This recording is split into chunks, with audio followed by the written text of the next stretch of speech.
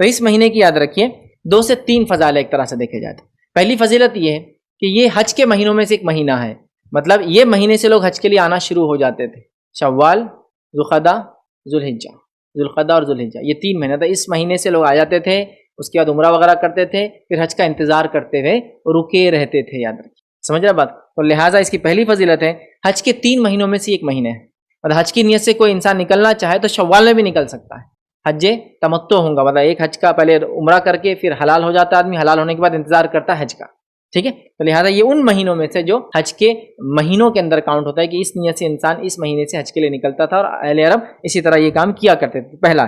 دوسری اس کی فضیلت یاد رکھیے کیا ہے، جو میں نے کہا رمضان سے لگ کے آنے کی وجہ سے ہم بھول جاتے ہیں، یہ مہینے کی پہلی تاریخ کو عید آتی ہے، اس کو کہتے ہیں عید الفطر، لیکن رمضان کی وجہ سے ہم کبھی بھی اس کو شوال کا حصہ کاؤنٹ نہیں کرتے اور رمضان سے لگا دیتے اس کو، جبکہ عید الفطر جو ہوتی ہے رمضان میں نہیں آتی ہے، رمضان گزرنے کے بعد پہلی شوال کو آتی ہے۔ تو اس مہینے کی دوسری فضیلت اس کے اندر ایک عید ہے شوال، جس کو ہم کہیں گے عید الفطر ہے اس کے اندر، اور تیسری فضیلت اس مہینے کی ہے کہ اللہ کے رسول صلی اللہ علیہ وسلم نے اس مہینے میں 6 روزے رکھنے کا کہا، چاہے تو ایک ساتھ رکھے چاہے تو الگ الگ رکھے، الگ الگ سے مراد مطلب پہلی تو نہیں ہوگا عید ہے، دوسری کو ایک رکھ لیا، 8ویں کو ایک رکھ لیا، 15ویں کو ایک رکھ لیا، 16ویں، جیسا آپ کی سہولت ہو، پورے مہینے میں 6 یا ایک ساتھ لگاتار 6، جیسا بھی 2 کر کے 3 کر کے پورے ایک ساتھ 6، ایک الگ الگ جو بھی کرنا آپ کرے، تو فائدہ کیا ہوگا؟ ایسا ہوگا گویا آپ نے سارے سال کے روزے رکھے، یا پورے دن کے یا پورے وقت کے، مطلب پورے سال کے آپ نے روزے رکھے، ایسا آپ کو ثواب ملے گا۔ تو یاد رکھیے یہ حج کے مہینوں میں سے ایک مہینہ ہے، عید الفطر اس کی پہلی تاریخ کو آتی ہے، 6 مہینے کا نبی اکرم صلی اللہ علیہ وسلم نے روزہ رکھنے کا کہا۔ اب شوال جو ہے یاد رکھیے، اس کے تعلق سے جو بات ہم کو ملتی ہے، اس کی وجہ تسمیہ وہ یہ ہے کہ شوال جو ہے یہ شوالا جو لفظ آتا ہے عربی کا، اس سے معنی ہے جس کا معنی ہوتا ہے بلند کرنا، اور بلند کرنے سے مراد یہ ہے کہ اس مہینے میں اونٹنیاں جو ہے اپنی دم کو بلند اونچا کرتی تھی، اللہ عالم کیا وجہ ہے، یہ میٹنگ سیزن ہوتا تھا اونٹنیوں کا، اونٹوں کا، اس وجہ سے اونچی کرتی تھی، یا کہ موسم کی سختی اور گرمی کی وجہ سے کرتی تھی، لیکن اونٹنیاں اپنے دموں کو اوپر کرتی تھی، اونچا کرتی تھی، شوالا مطلب شوالا سے آتا ہے کہ اونٹنیاں اس میں دم کو اپنے اونچا کرتی ہے، اس وجہ سے اس کو شوال کہا جاتا ہے، اونچا کرنے کے معنی میں بہرحال آتا ہے۔ وہ کیوں کرتی تھی وہ جانور اس طرح، واللہ عالم، میٹنگ سیزن مطلب ان کے ملنے کا سیزن ہوتا تھا، یہ کیا ہے واللہ عالم، بہرحال، لیکن اس وجہ سے یہ کہا جاتا ہے۔ عید الفطر جو اس کی پہلی تاریخ کو آتی ہے، اس کو فطر اس لیے کہا جاتا ہے کہ فطر کا معنی ہوتا ہے جو ہے کھانے کے، یا جس کو کہیں گے اس کا معنی ہوتا ہے کہ روزے کو توڑ دینے کے، افطار اسی سے لفظ آتا ہے، اور جو ہے فطور یا فطر جو ہے وہ کھانے کو، مطلب اس کو کہیں گے ایک بریک فاسٹ ٹائپ کوئی چیز کو لے لینے کو، یا کنٹینیو روزے کو توڑ دینے کو۔ تو چونکہ 30 دن رمضان کی یا 29 دن رمضان کے ہم روزہ رکھتے ہیں، یاد رکھیے، اور اس کے بعد روزے کو ختم کر دیتے، چھوڑ دیتے ہیں، اسی لیے اس کو فطر کہا جاتا ہے، اور اسی فطر سے فطرہ لفظ بھی آتا ہے کہ جو اس دن صدقہ دیا جاتا ہے، زکوٰۃ الفطر، عید الفطر کی وجہ سے، اور فطر کہتے ہیں روزے کو چھوڑنا، روزے کو توڑنا، روزے کو ختم کرنا یا افطار کر لینا، یاد رکھیے اس معنی میں اس کو آتا تھا۔ 30 دن روزے رکھنے کے بعد افطار کر لیا انسان نے، آج روزہ نہیں رکھا، یاد رکھیے، ٹھیک ہے؟ تو یہ اس کا معنی یاد رکھیے، ٹھیک ہے؟ اور ظاہر سی بات ہے اس دن مسلمان جو ہے اللہ کی بارگاہ میں عید الفطر جو اس کی پہلی تاریخ ہے، اللہ کی بارگاہ میں شکر ادا کرتے ہیں، اللہ کی بڑائی اور تسبیحات بیان کرتے ہیں، جیسا کہ ہم جانتے ہیں صحابہ آتے اور جاتے عیدگاہ کو تسبیح پڑھتے ہیں، ہے نا، اور ایک راستے سے جاتے ایک راستے جاتے ہیں، اور تسبیح بلند آواز میں پڑھتے تھے، صحابہ کو بھی دیکھا گیا کہ عیدگاہ جاتے اور آتے تو بلند آواز میں بہرحال یہ کام کیا کرتے تھے، ٹھیک ہے؟ تو یہ چیز ہوگی۔ اب یاد رکھیے اس مہینے کے تعلق سے یہ 3 باتیں ہوگی جو اس کے فضائل میں، اور تیسرا ہے روزہ، اور روزے کی فضیلت یہ ہے کہ جیسا اس نے سال بھر روزہ رکھا ایسی اس کی مثال ہے، اور کیوں نہ ہو اللہ رب العزت کسی نیکی کو جب انسان ایک کرتا ہے اس کو 10 گنا اس کا اجر دیتا ہے، اور اسی کے اعتبار سے لیا ہے تو 30 روزے رمضان کے، 6 روزے یہ، آپ 6 اور 30 کو جمع کر لیجئے، وہ ہو گئے 36، اور 36 کو ضرب دیجئے 10 سے تو ہو گیا 360، تو گویا نیکی کو اللہ 10 گنا بڑھا دیتا ہے، تو 36 روزوں کے بدلے آپ کو 360 مطلب سارے سال کے گویا روزے کا اجر ملتا ہے۔ ویسے نماز کا معاملہ ہے، پہلے نبی اکرم صلی اللہ علیہ وسلم کو نماز 50 وقت کی دی گئی تھی، اس کے بعد کم کر کے 5 کر دی گئی، لیکن ایک ندا اور آواز لگائی گئی کہ اے محمد صلی اللہ علیہ وسلم،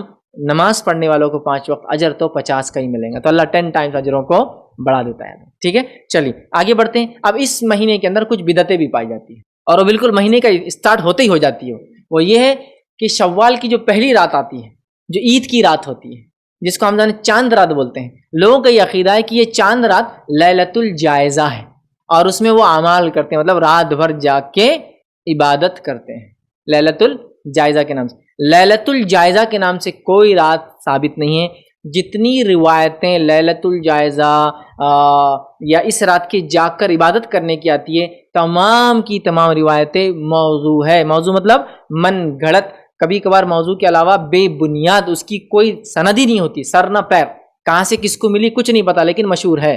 سمجھے آپ؟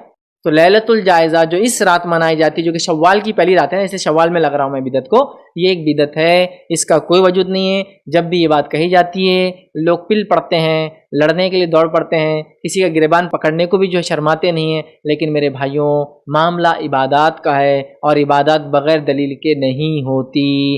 لہٰذا چونکہ نبی اکرم صلی اللہ علیہ وسلم اور اصحاب رسول سے عید الفطر کی رات جاگنا، چاند رات جاگنا، لیلۃ الجائزہ بولنا کچھ بھی ثابت نہیں ہے. لہٰذا آپ عام طور سے جاگتے جاگی کیجیے، عبادت منع نہیں ہے، لیکن لیلۃ الجائزہ جیسی کچھ اس رات نہیں ہوتی. دوسرا، ایک من گھڑت روایت اور بیان کی جاتی ہے. ابھی سب من گھڑت روایتیں، جتنی روایتیں یہاں بیان کروں گا سب جھوٹی ہیں، سب نبی اکرم صلی اللہ علیہ وسلم پر منسوب ہے. اس روایت کے الفاظ کیا ہے کہ نبی اکرم صلی اللہ علیہ وسلم فرمایا. ویسے تو یہ ایسی حدیثوں کو بولنا ہی نہیں چاہیے یہ بات، لیکن اس روایت کے الفاظ دہرا رہا ہوں. میں نہیں کہہ رہا ہوں کہ اللہ کے رسول نے فرمایا، چونکہ یہ تو جھوٹی بات ہے.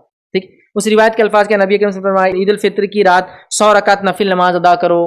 کتنے رکعت؟ 100 رکعت.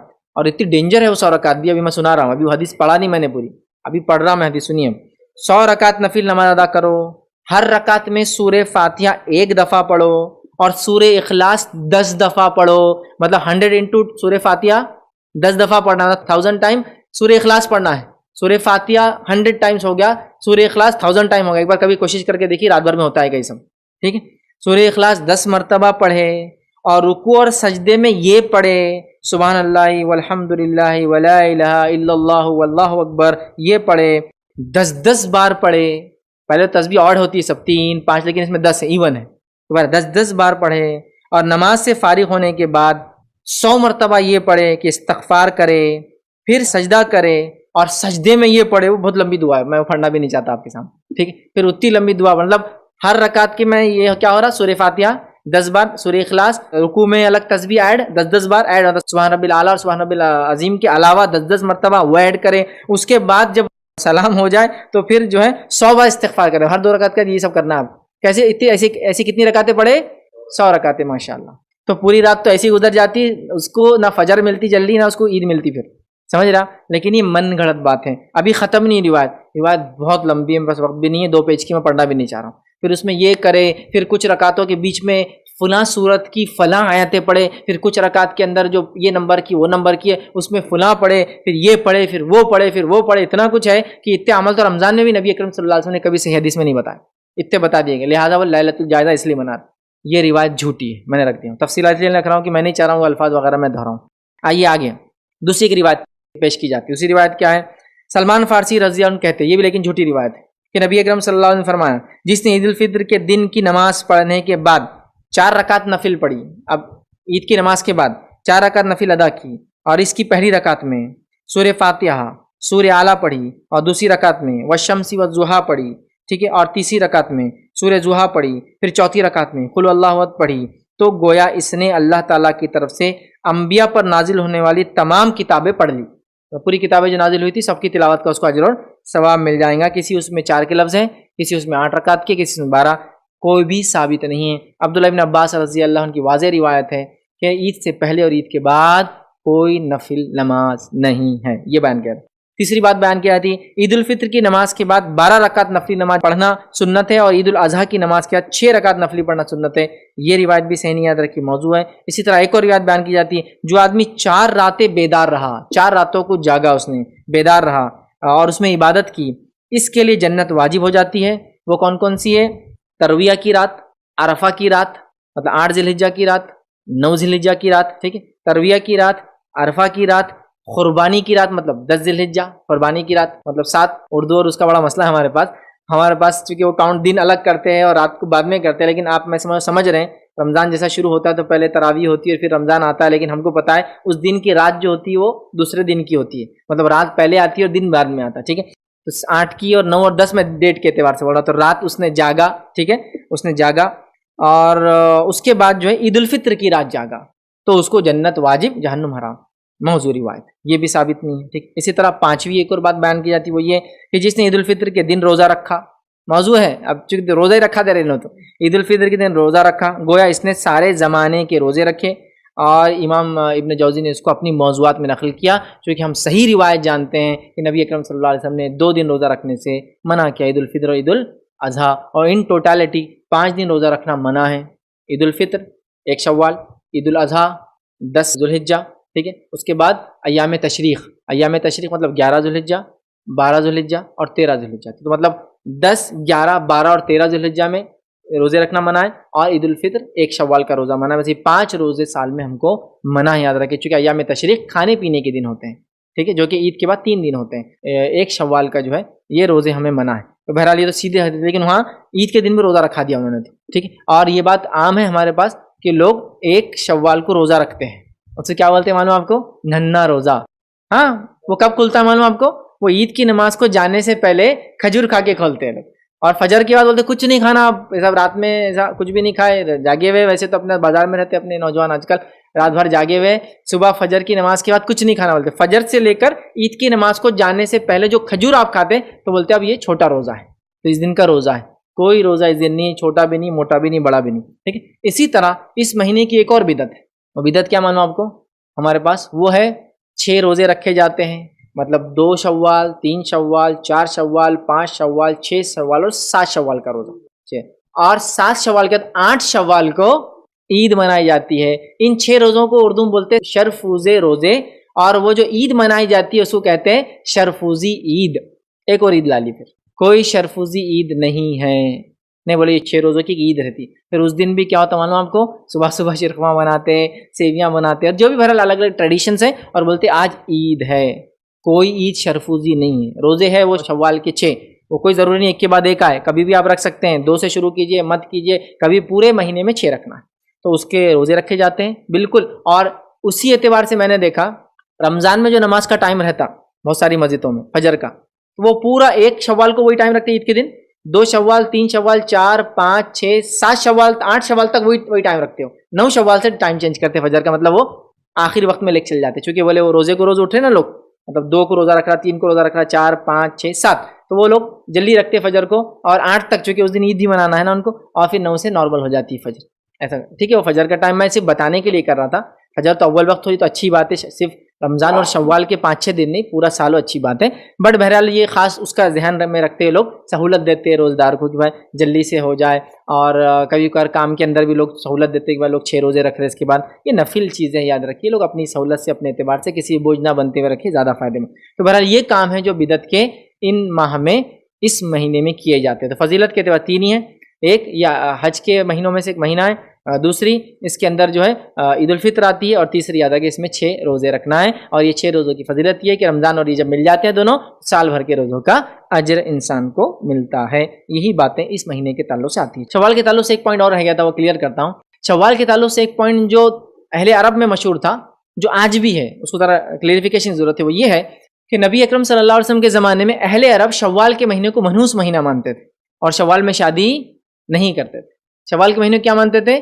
منحوس مانتے تھے. اور اسی ٹریڈیشن کو توڑنے کے لیے ماں عائشہ کی ایک روایت ہے، وہ کیا فرماتی ہے؟ سنی حدیث کے الفاظ اس طرح سے. ماں عائشہ فرماتی ہے رسول اللہ صلی اللہ علیہ وسلم کا میرے ساتھ نکاح شوال میں ہوا تھا. نبی اکرم صلی اللہ علیہ وسلم کا نکاح ماں عائشہ کے ساتھ شوال میں ہوا تھا، شوال کے مہینے میں ہوا. اور آپ کے ساتھ میری رخصتی بھی اسی مہینے میں ہوئی، نکاح بھی شوال میں ہوا، رخصتی بھی شوال میں ہوئی. پھر آپ فرماتی ہیں بس رسول اللہ صلی اللہ علیہ وسلم کی بیویوں میں سے کون سی بیوی ہے، فرماتی کون سی بیوی ہے جو رسول اللہ صلی اللہ علیہ وسلم کے نزدیک مجھ سے زیادہ عزیز ہو، مجھ سے زیادہ محبوب ہو؟ کون سی بیوی ہے بتاؤ؟ ٹھیک.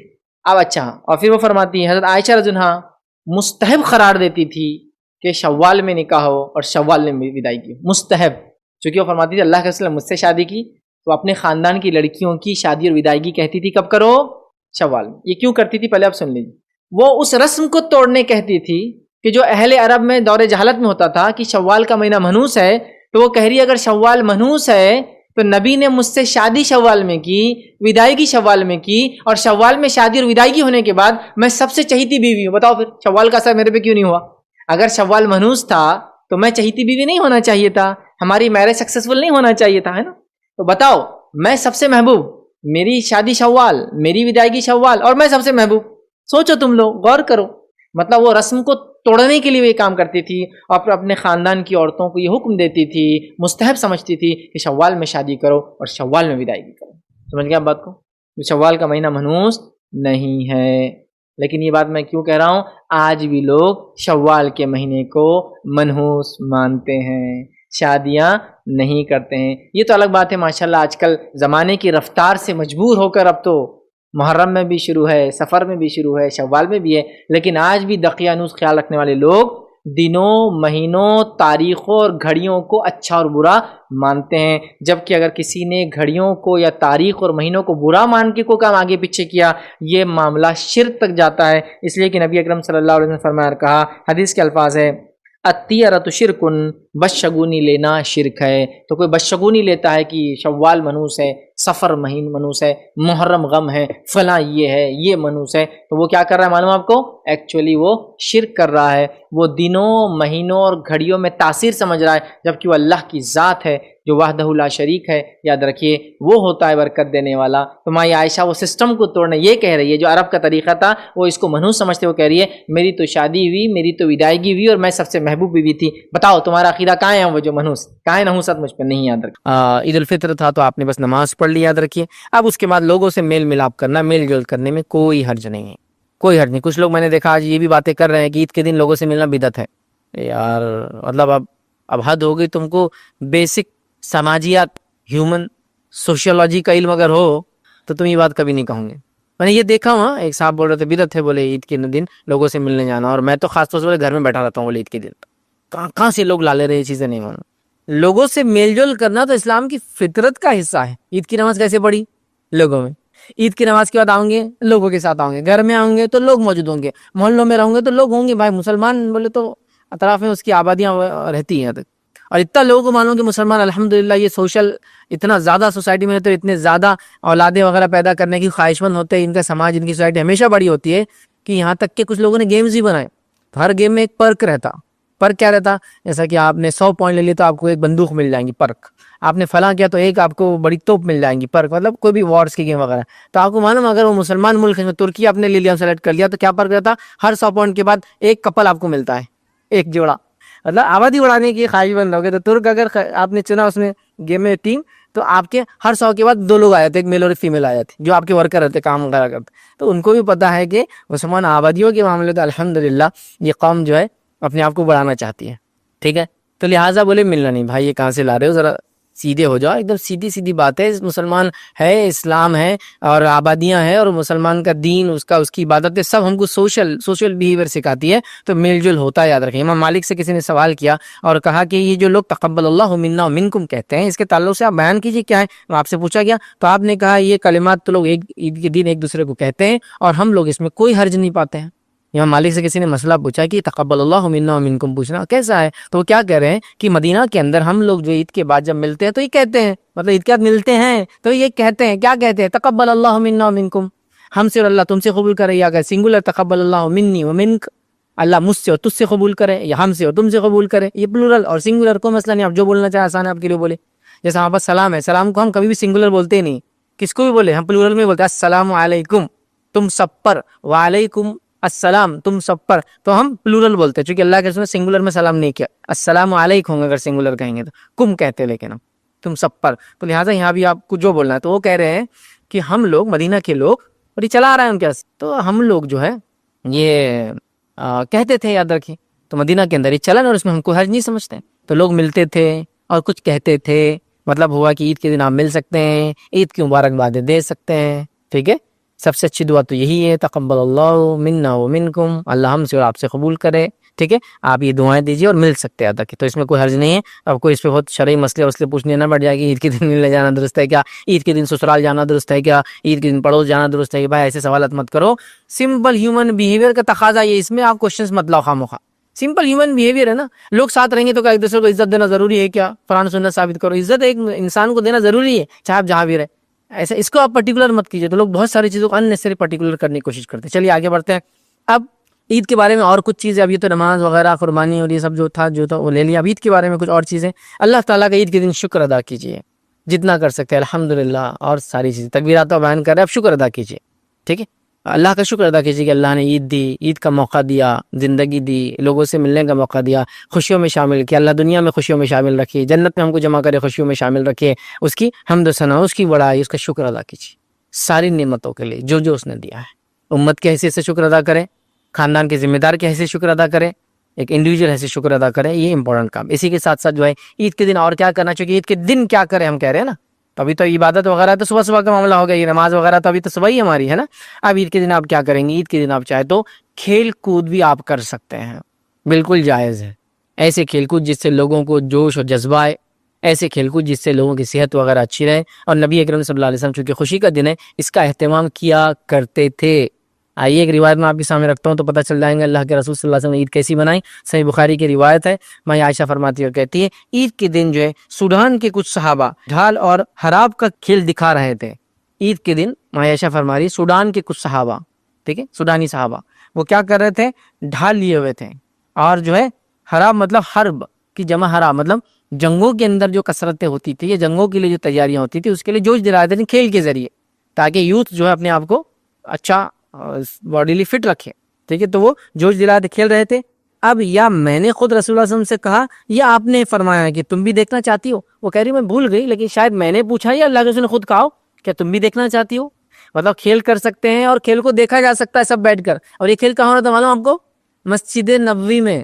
تو آپ نے کہا آؤ، یا وہ کہتی شاید میں نے کہہ دیا یا اللہ کے رسول نے کہا دیکھنا چاہتی ہوں، میں نے کہا ہاں، تو آپ نے مجھ سے کہا، اپنے جو پیچھے کھڑے کر لیا اور کہا جو کھڑے ہو جاؤ، اور میں اللہ کے رسول کے بازو کھڑے رہی اور کاندھے پہ سر رکھ کے چہرے کو چہرہ لگا دیا، ہسبینڈ اینڈ وائف ہے نا، تو بازو رکھ کے میں دیکھتی رہی۔ تو وہ کہتی ہے کہ میں نے چہرہ آپ کے چہرے پر رکھا تھا، مطلب یا بازو رکھا تھا تو چہرے سے چہرہ ٹچ ہو جاتا ہے، ٹھیک ہے، اور اس طرح سے پیچھے سے مطلب باقی باڈی پیچھے تھی، خالی چہرہ آگے تھا، اس طرح سے میں کھیل دیکھتی رہی۔ اور آپ فرماتے رہے تھے کیا کافی ہو گیا، کیا تم تک گئی ہو، مجھ سے سوال کر رہے تھے۔ تو کچھ روایتوں میں الفاظ ہیں، آپ نے کہا نہیں میں بھی اور دیکھنا چاہتا ہوں، آپ نے کہا ٹھیک ہے دیکھو۔ پھر ایک مرتبہ آپ نے کہا کیا آپ ٹھیک ہے کافی ہے، تو میں نے کہا ٹھیک ہے، تو آپ نے کہا پھر تم چلی جاؤ، تو پھر وہ اندر چلی گئی۔ تو آپ نے خود کھیل دیکھا، اپنی بیوی کو کھیل دکھایا۔ اسے پتہ چلتا ہے کہ عید کے دن کھیل کود کرتب ایکروبیٹکس ایسی چیزیں کر سکتے ہیں جس سے نوجوانوں میں اچھی صحت کا جوش آئے۔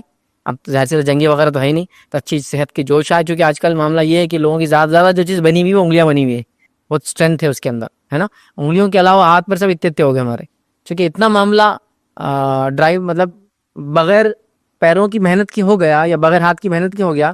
چیئر پہ بیٹھے ہیں تو راؤنڈ چیئر، اچھا چل رہے بھی تو خالی پیروں کو یوں کرے تو بھاگ رہی ہو آپ کو لے کر، گھومنا ہے تو اس پہ گھوم لے رہے، ہاں کھانا خریدنا ہے تو ڈرائیو تھرو پہ جا رہے، گاڑی جا رہی سامان لے رہے ہو کھڑکی میں جا کے دے دے رہا، حتیٰ کہ اے ٹی ایمز میں ڈرائیو تھرو ہے ہمارے کچھ علاقوں میں، مطلب آپ کی کار چل جاتی لائن میں، پھر آپ جاتے اے ٹی ایم کے پاس، مشین میں ڈالتے پیسے نکالتے، گاڑی میں رہتے آپ باہر نہیں نکلتے، drive through ATMs بولتے ہیں ان کو، ڈرائیو تھرو کھانے کی بھی آپ نے دیکھی، تو کچھ بھی کسرت نہیں ہو رہی بھائی، تو انگلیاں بن جا رہی ہے، اور پھر باقی آدھے سے نیچے اور جو ہے گھٹنے سے اوپر کا باڈی ڈیولپ ہو جا رہی ہے۔ یہ دیکھیے آپ پورے شولڈر سے پتلا، پیر گھٹنے سے نیچے پتلے، مانیاں بڑی ہو گئی، پیٹ بڑا ہو گیا، بس چونکہ کیا بیٹھنے سے بھائی یہی ہو رہا ہے بس، ٹھیک ہے، تو یہ کرتب دکھائے۔ تو آج کے زمانے میں کہوں گا ایسے کرتب وغیرہ ہونا چاہیے۔ یہاں جنگوں کے لیے ابھارا جا رہا تھا، اب جنگیں نہیں ہیں لیکن اچھی صحت کے لیے ابھارا جائے، تو کھیل وغیرہ بھی ہو سکتے ہیں، یہ ہم بالکل بھول گئے یہ سب چیزیں، ٹھیک ہے۔ ظاہر سی بات ہے اگر خواتین یہ کر رہی تو اپنے مجلسوں میں اپنا کریں، لیکن مرد حضرات تو پبلکلی کر سکتے ہیں ایسا مسجد وغیرہ میں، اور لوگ آ کے مرد اور عورتیں ان کو دیکھ سکتی ہیں، ٹھیک ہے۔ تو یہ ہو سکتا ہے عید کے دن، جو کہ ہمارے پاس بالکل بھی ختم کر دیا لوگوں نے، جس کے نتیجے میں بچوں کو یہ لگ رہا ہے کہ عید کے دن میں نے جیسا بتایا نا، ایک تو وہ جو قربانی کی وجہ سے بول رہے ہیں آج بہت بور دن ہے، قربانی ہے تو کاٹو یہ فلاں بانٹ کے ختم کر دو، جس کے پاس نہیں ہے وہ بور ہو رہا ہے، اور دوسرا عید کے دن عید الفطر میں سوتے پڑے، چونکہ کچھ نظر ہی نہیں آ، رات بھر گھومے پھرے، چاند رات تھی تو یہ ہوا وہ ہوا، فلاں ہوا، داڑھی بنا لی، مونچھیں بنا لی، سر کے بال کٹا لیے، شاپنگ کر لی، فلاں کر لی، فجر کے بعد سب سے اول وقت تھا نماز عید کی پڑھی اور جا کے گھر میں پڑ گئے، پھر سو گئے۔ یہ نہیں ہونا چاہیے۔ تو کھیل کود ہو رہا تھا، کر سکتے ہیں، یہ جائز انٹرٹینمنٹ سے جو دیا ہے شریعت نے، افسوس ہم نے سارے انٹرٹینمنٹ کو ختم کر دیا۔ بہرحال آئیے اب اور کیا ہے، اس کے علاوہ اور کیا ہوتا تھا، آئیے اسی دن نبی اکرم صلی اللہ علیہ وسلم کے گھر وغیرہ میں نغمے وغیرہ گائے جاتے تھے، اور اس کی محفلیں بھی ہوتی تھی، فیملی ممبر جمع ہوئے، بچے کچھ غزل پڑھ کے سنا رہے ہیں، بچیاں کچھ ترانے گا رہی ہے، آپ اچھے اشعار پڑھ رہے ہیں، ایک دوسرے سے کوئی اچھی باتیں کہہ رہے ہیں، ایلوکویشن کمپٹیشن چل رہے ہیں گھر کے اندر، چلو کون اچھا بولتا آج کے دن کے بارے میں، ہوتا ہے نہیں، یہ سب کر سکتے ہیں۔ نغمے و ترانے کی محفلیں ہوئی، اور روایت کے الفاظ سنیے، یہ نبی اکرم صلی اللہ علیہ وسلم کے زمانے کی بات ہے، صحیح بخاری کی روایت ہے، اور آپ کے گھر کی بات ہے، یہ کوئی ناچ گانا رنگ رلیاں شراب نوشی برائی نہیں ہو رہی ہے، لیکن یہ جائز اور حلال انٹرٹینمنٹ ہے۔ کیا ہو رہا تھا، میں عائشہ فرماتی اور کہتی ہیں، روایت کے الفاظ ایسے ہیں کہ آپ سن کے گھر میں خود اہتمام ہوتا تو آپ فرماتی اور کہتی ہے ابوبکر تشریف لائے. نبی اکرم صلی اللہ علیہ وسلم گھر ہے, ماں عائشہ ابوبکر تشریف لائے, مطلب ان کے والد تشریف لائے, ٹھیک لائے. تو میرے پاس مطلب نبی کے گھر میں میرے پاس 2 لڑکیاں وہ شعر گا رہی تھی جو انصار نے جنگ کے موقع پر کہے تھے. یہ لوگ تو شاعری لکھنا تو مطلب شعر شاعری تو عربوں کے لیے ایسی بات تھی نبی اکرم صلی اللہ علیہ وسلم زمانے میں کہ بیٹھے بیٹھے بنا دیتے تھے, وہ اچھائی پہ برائی پہ خوشی پر غم پر اس پر اس پر. تو یہ کوئی جنگ ہوئی تھی تو اس میں کچھ اشعار بنائے تھے. تو یہ انصار کی 2 لڑکیاں میرے گھر میں بیٹھ کر یہ اشعار گا رہی تھی, گیت گا رہی تھی, ترانہ گا رہی تھی, نظم پڑھ رہی تھی, اشعار کو نظم کی شکل میں پڑھ رہی تھی. عائشہ رضی اللہ عنہا فرماتی ہیں کہ گانے والیاں نہیں تھی, لیکن یہاں گانے والیاں بولے تو ایک تو بڑی عورتیں نہیں تھی یہ, اور پروفیشنل سنگرز نہیں تھے یہ. گانے والیاں نہیں تھی, بچیاں تھی چھوٹی چھوٹی. جسے پتا چلا چھوٹی بچیوں کی آواز تو مرد بھی سن سکتے ہیں, کوئی مسئلہ نہیں. بڑی عورتیں تو میں نے اس لیے کہا وہ الگ اپنی مرضی سے جمائیں, چھوٹی بچیوں کا مسئلہ نہیں. تو یہ کوئی پروفیشنل گانے والیاں یا عورتیں نہیں تھیں. ابوبکر نے فرمایا رسول اللہ صلی اللہ علیہ وسلم کے گھر میں یہ شیطانی باجے اور یہ جو ہے عید کا دن ہے. بتا ابوبکر صدیق رضی اللہ عنہ ہے, ابھی مسئلے کا علم نہیں ہے آپ کو, تو کیا کرے آتے اللہ کے رسول کے گھر میں یہ شیطانی باجے اور یہ گانا وغیرہ ہے, تو آپ بولتے نا گیت سنگیت باجے, لیکن وہ باجا ضروری نہیں اس میں ہوتا ہے, لیکن وہ ہو رہا ہے. تو آپ نے کہا کہ یہ شیطانی باجے اور عید کا دن تھا جو ہے, اور وہ بچیاں یاد ہے کہ دف بھی بجا رہی تھی, گیت بھی گا رہی تھی اور دف بھی بجا رہی تھی. تو میں ابوبکر صدیق نے کہا یہ اللہ کے رسول کا گھر اور یہ شیطانی باجے گاجے یہ سب ہو رہے. آخر رسول اللہ صلی اللہ علیہ وسلم کو یہ بات پتا چل گئی کہ ابوبکر ناراض ہو گئے اور لڑکیوں کی طرف جا رہے ہو کرے ان کو. تو نبی اکرم صلی اللہ علیہ وسلم نے کیا فرمایا سنی. تو جو ہے آخر رسول اللہ صلی اللہ علیہ وسلم ابوبکر سے فرمایا اے ابوبکر ہر قوم کی عید ہوتی ہے, آج ہماری عید کا دن ہے. ابوبکر صدیق ناراض ہو گئے, یہ تو شیطانی عمل ہے دف جو بجا رہی بچیاں, اور آپ روکنے کے لیے گئے. اللہ کے رسول کیا فرمایا ابوبکر ہر کسی کی عید ہوتی ہے, یہ آج ہماری عید کا دن ہے. مطلب کرنے دو ان کو ترانے جو بچیاں گا رہی ہیں, عورتیں نہیں تھی. پھر کہہ رہا ہوں عورتیں اگر گا رہی ہے تو ان کی آواز سے بڑے نہیں سنتا, گھر کے اندر گائے ہو, بچیوں کی آواز کوئی بھی سن سکتا ہے. تو گویا مرد کرتب دکھا رہے تھے, ایکروبیٹکس کر رہے تھے, مرد اور عورتوں نے دیکھا مسجد کے اندر. یہاں چھوٹی بچیاں گا رہی ہے اور مرد اور عورتیں دونوں سن رہی ہے اس کو, ٹھیک ہے. تو لہٰذا یہ ہو سکتا ہے. تو آج ہو رہا ہے کہ ہمارے گھر میں بچیوں کو اشعاری کہاں تھے جو ہوں گا یہ سب. بچیوں کو آنا چاہیے نا, کچھ انگلش میڈیم سے پڑھاتے ہیں, انگلش کچھ ان کی ڈھنگ کی آتی نہیں, ان کو بیچاروں کو بیسک ریڈنگ ہی نہیں آتی ہے. تو یہ پوئمس ووئمس کہاں سے پڑھیں گے وہ انگلش میں. اب جو مادری زبان ہوتی ہے اس میں آدمی ترانے گاتا ہے, اس میں گیت گاتا ہے وغیرہ, بہت آسان ہے. بہر یار تو بڑا مشکل آج کل ملتا نہیں ہے, لیکن ایسا ہو سکتا ہے تو آپ کریں. عید کے دن ہی ہو سکتا ہے. نبی کے گھر میں ہوا, صحابہ کے پاس ہوا, عید کے دن یہ ہوا. تو کھیل کود کا ہو گیا, نغمے ترانے گانے سب جائز ٹرمز میں, چونکہ اب گانے والے تو اب اچھا آفس میں نہیں بولتے اب میں ڈی جے بجاؤں گا. ڈی جے ویجے نہیں بولا میں نے, سمپل دف کے ساتھ ترانے وغیرہ, جس میں گانا مطلب کچھ چیز پڑھنا یا بولنا منہ سے, سو گانا بولتے ہیں. اچھا بھی ہو سکتا ہے, برا بھی ہو سکتا ہے, صحیح بھی ہو سکتا ہے اور غلط بھی ہو سکتا ہے. تو الگ الگ چیزوں کو الگ الگ نام دیے جاتے ہیں. تو یہ یاد رکھیے اس سینس میں. تو نغمے گائیے, ترانے پڑھیے, اشعار پڑھیے, پوئٹری جس کو بولیں گے وہ سب کیجیے, بیٹھیے ساتھ بیٹھیے, کھانا کھائیے. اس وقت یہ سب باتیں ہوتی وقت چھوٹی بچیاں گھر میں کرے, گیت گائیے, سب چیزیں ہونا چاہیے, یاد رکھیے. بہرحال ہمارے پاس یہ نہیں ہے. اور لہو اور لعب سے اجتناب کیجیے, یاد رکھیے. لہو اور لعب کیا یاد رکھیے, عید ہو گئی اور رمضان ختم ہو گیا, تو 1 مہینہ میں گالی نہیں دیا, 1 مہینہ میں نے برائی نہیں کی, 1 مہینے میں نے فلم نہیں دیکھی, 1 مہینے میں نے داڑھی نہیں کاٹی, 1 مہینے میں نظر نہیں اٹھائی. اب سب پہلے دن ہی کرنا ہے, پورے 30 دن کا کوٹا اب فرسٹ ڈے کرنا. یہ ہو رہا لہو لعب, یہ کامن ہے بس. یہ ایسے لوگوں کی مثال جو رمضان کے پورا 1 مہینہ احتیاط کرتے, اور رمضان کی عید کے دن آپ کو کتنا عید کے دن نئی فلمیں ریلیز ہوتی, پتا ہے آپ کو اس ملک میں ہمارے کیوں ریلیز ہوتی؟ کیونکہ بیوقوف قوم نے جا کے دیکھنا ہی ہے نا. آپ ادھر اتنے نیکی کرے تو اب گناہ بھی تو کرنا پڑیں گے نا, اتنی نیکی کے بعد. تو عید کے دن فلم ریلیز ہو رہی ہے, عید کے دن ہر برائی ہو رہی ہے. عید کے دن تو عید کی رات حجام جو ان کے ہاتھا برباد ہو جا رہے, سب کو زیادہ داڑیاں کٹانا جس نے 1 مہینہ رکھی. یہ سب ہو رہا ہے نہیں ہو رہا ہے. تو بہرحال عید کو جو ہے لہو اور لعب سے اجتناب کیجیے, برباد مت کیجیے, ورنہ ایسی مثال ہو جائیں. کسی ایک شخص نے بڑی اچھی مثال دی تھی. ایک انسان تھا, اس کے پاس ایک گھوڑا تھا. گھوڑے کو گندی عادت تھی, کچھ جانوروں کو ہو جاتی گندی عادت. گندی عادت کیا تھی, اپنا پیشاب کرتا تھا, پلٹ کے سونگتا تھا. اب اس سے کیا ہوتا ہے, آدمی کو جانا سواری کرنا, پیشاب آیا, اس کو پیشاب کرا, پھر گھوم کے سونگتے کھڑا ہوا, کتنا مشکل ہوتا. بری عادت بھی تھی.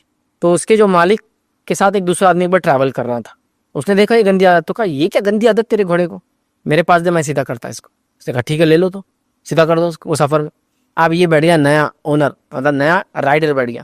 اس کے پاس تھا چابک, پیشاب کر کے پلٹتا گیا, ایسا دیتا اس کو وہ کہ گھوڑا سیدھا ہو گیا. اب گھوڑا سمجھا کہ میرا بہت رائڈر ڈینجر ہے. اب وہ رائڈنگ کرنے لگا.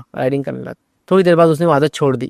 मतलब थोड़े दिन जो भी दिन में ट्रैवल करे। अब वो सूंघता नहीं था पलट कर।